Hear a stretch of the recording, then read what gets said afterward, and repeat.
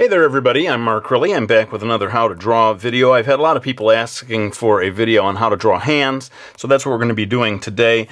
Brace yourselves for a video that's not going to be real easy to follow. I think drawing hands is maybe the most challenging, or certainly one of the most challenging things, and there's no magical simple way to teach it. I think people would like to have, show me a general technique for drawing all hands all the time.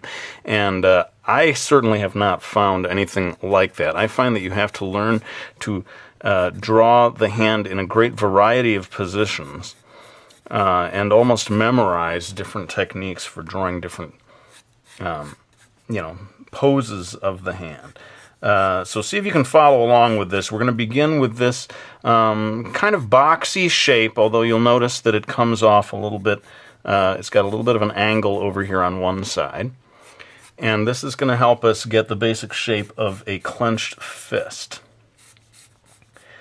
Notice that this line here is longer than the distance from here to here, so it's kind of sloping down a little. In fact, I might make that slope down even more. Now we're going to make a second line that is a little closer to the top than to the bottom, and this is going to show us where to put the fingers eventually. I think we should go ahead and try to get the thumb in here. It comes off on this side a little bit of a triangle-like shape, except that when it reaches close to here, to that first line, that's when it's going to cut across and give us the shape of the thumb, which is kind of closing in on top of the fingers, holding all of the fingers in place. Notice that when you look at that first line we drew, the thumb is more above that line than below. And I'm going to go ahead and put a little line for the knuckle there. Maybe a few wrinkles back here. Now it's time to get to the tricky part of drawing each one of the fingers. I think what I'm going to begin with is find a point between these two sides. This point right here is going to help me kind of divide this into two parts, more or less equal, although I guess this part over here is going to, at first, look smaller than this part over here. And what I'm going to do now is draw a curving line for the knuckles, all the way down from this point down towards this point. This is going to help us because the knuckles sort of cascade almost across the hand when it's put into a fist shape like this. And then you can kind of get these fanning lines that delineate each one of the fingers. Notice as you get down to the pinky, as we are all aware, the pinky is the smallest of the fingers, and so the distance between these two lines needs to be smaller. And it is, like I said, fanning out. It's sort of coming in at an angle, whereas here it's more straight up and down. And notice also that the bottom edge of the knuckles is kind of tipping past that first line that we drew. Maybe get another wrinkle or two back here as the skin folds in. Can be very tricky, I find. I wonder if anyone else finds this, to get the shape of the knuckles across here right. You can't just follow straight across that line. It kind of comes up and you get this waving effect as each of particularly the middle two knuckles, as they sort of bulge out. And I find that often this second knuckle is the one that's most prominent. Then coming down here to kind of finish things off, the flesh folding in, sort of breaking the bottom of the palm into two parts. You can get the wrist coming off the bottom here. And that's pretty much it. All of these things are really quite subtle, the relationships between each part of the finger. I've come up with my technique for drawing a closed fist. I'm sure other artists come up with their own. But this should, hopefully if you've been struggling, as I often do, to draw a nice clenched fist, this will give you a nice system for doing that. I'm going to kick it into time-lapse to just use my black colored pencil to do final lines here, and then we'll move on to drawing the other hand over here.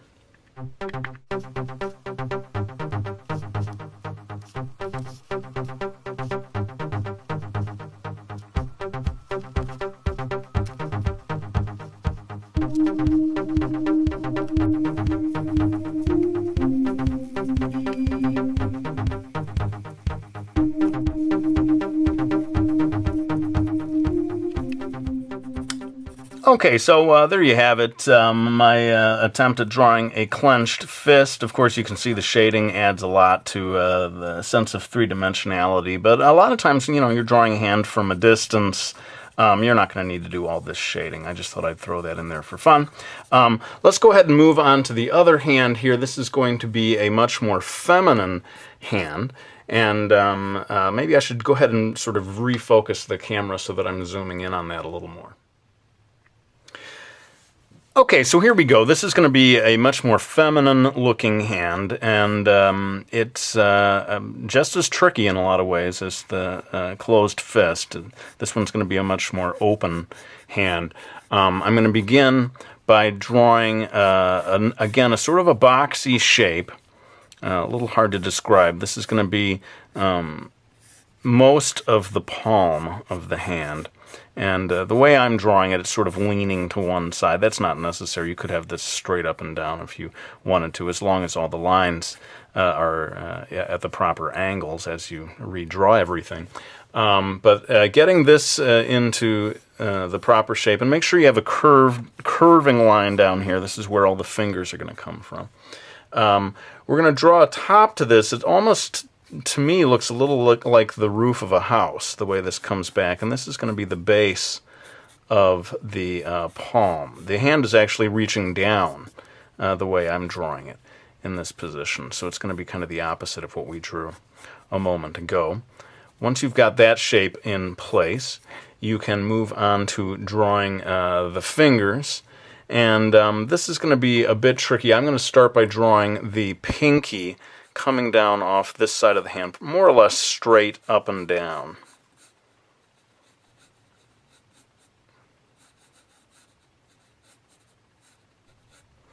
And once you've got that in place, you can draw the pointer finger. Now notice that this line coming at this angle, the pointer finger is coming off just a little bit.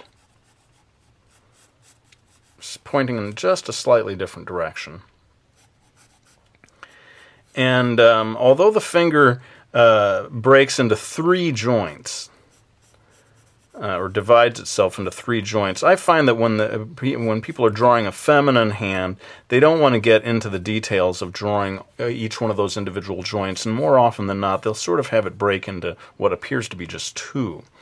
Now, looking at these two, you can make a kind of a curving line if you want to. I'm kind of down near the end, the bottom of my... Let me refocus the camera. Sorry about this. Okay, so you can draw a curving line here, and then a second curving line coming off the pinky. And the two of them are sort of intersecting right about here, a little closer to the pointer finger. And at this point, that's where you can go ahead and put that pointer finger in there. Again, I'm sort of breaking it into two parts rather than three. Of course, if you're drawing an absolutely realistic hand, you're going to have to draw each one of those individual joints. But I'm kind of trying to show you here a more of an elegant, slightly stylized way of drawing a female hand, which you see a lot in comics or even fine art, this way of wanting the hand to look very elegant. Notice that this finger is just a little shorter than the one next to it. We've got these in place. We can go ahead and start to put the thumb in. The thumb is going to be coming off from this point and curving outward like that. So I'm going to just get a curving line like this. And then at this point, we can get the other part of the thumb it can be tricky to know how long to make the thumb. I think in this particular pose, it's not much longer. The distance here is not much longer than that of the pinky. But you're not. This area right here is not the whole thumb. As you're going to see, it curves back or continues back here, and then this indication. There we go. Indication of the base of the thumb curves back here until it trails off right around that first line that we drew there. And yeah, we're getting close to having everything in place that we need. I'm not going to be shading this one in to the degree that I did the other one. Like I said, this is more sort of stylized. I'm going to begin to draw the wrist, the top of that sort of the roof of the house, I guess I was calling it. That's where the lines of the wrist are going to come off. For the female hand, you want the wrist to not be too thick, not too masculine looking.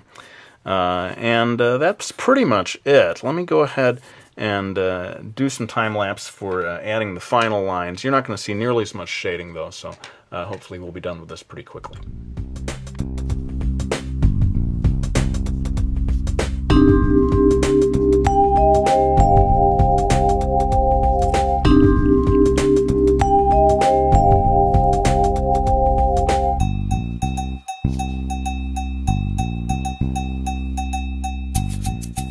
Okay, well, there you have it, my little video on drawing the human hand. Consider this the first of many videos on this subject. Of course, you have to study the anatomy of the human hand, but also it doesn't hurt to have little tricks like these that I showed you here for getting the lines in the right place.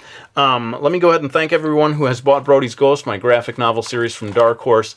This is now available as an e-book, so if you have an iPad or something like that and you want to read it in e-book form, big thanks to you for getting it that way at the iTunes store or hopefully other such places. Also, big thanks to anyone who gets Sneaky Falls, my graphic novel series from HarperCollins. But let's go ahead and lay the pencil down. I do really greatly appreciate you guys watching my videos. One thing you can do for me, even if you can't buy any of my books or anything, that you can help me out is by embedding this video and others on your Facebook or different places like that. That helps me sort of spread the word about my videos, getting new people watching them and so forth. But let's go ahead and end the video. Thanks so much for watching this. I hope you found it useful, and I'll be back with another one real soon.